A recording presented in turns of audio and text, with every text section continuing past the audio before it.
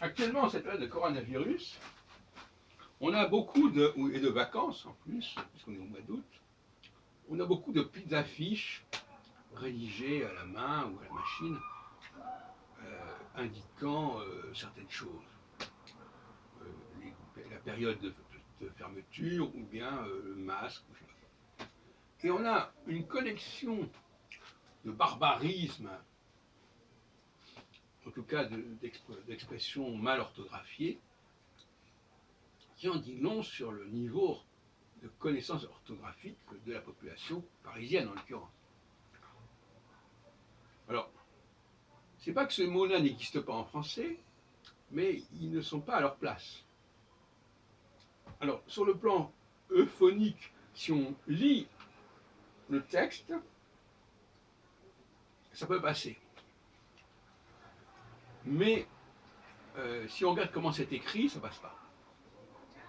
Combien de fois, par exemple, on met un infinitif ER, là il faut mettre un accent aigu, etc. Par exemple.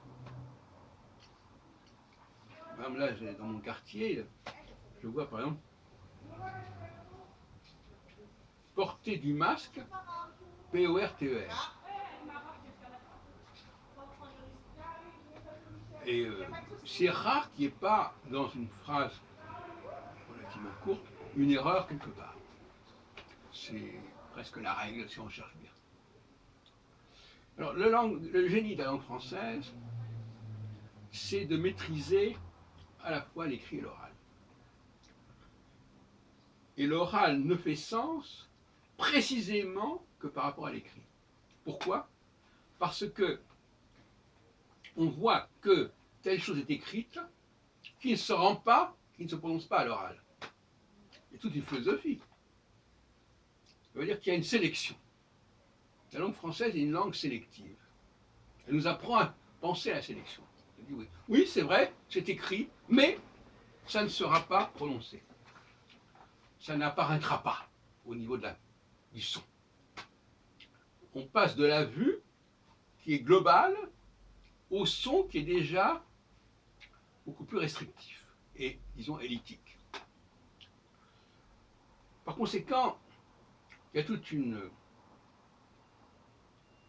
un génie de la langue française qui s'est perpétué à travers les siècles, parce qu'il faut une tradition orale pour qu'il y ait ces dialectiques de l'écrit et de l'oral. Dans d'autres langues européennes, presque toutes, je dirais même, le décalage entre l'oral et l'écrit est très faible.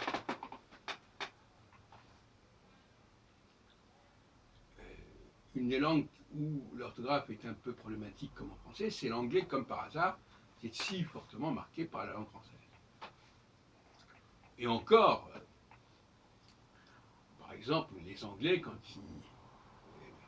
ils prononcent toutes les consonnes finales, ce qu'ils ne font pas, quand ils empruntent le mot gouvernement en français, nous, on n'emploie pas le T. On l'écrit, mais on ne le prononce pas. Ben, eux, ils le prononcent. Donc, voyez-vous, ils n'ont pas respecté cette dialectique de l'écrit et de l'oral.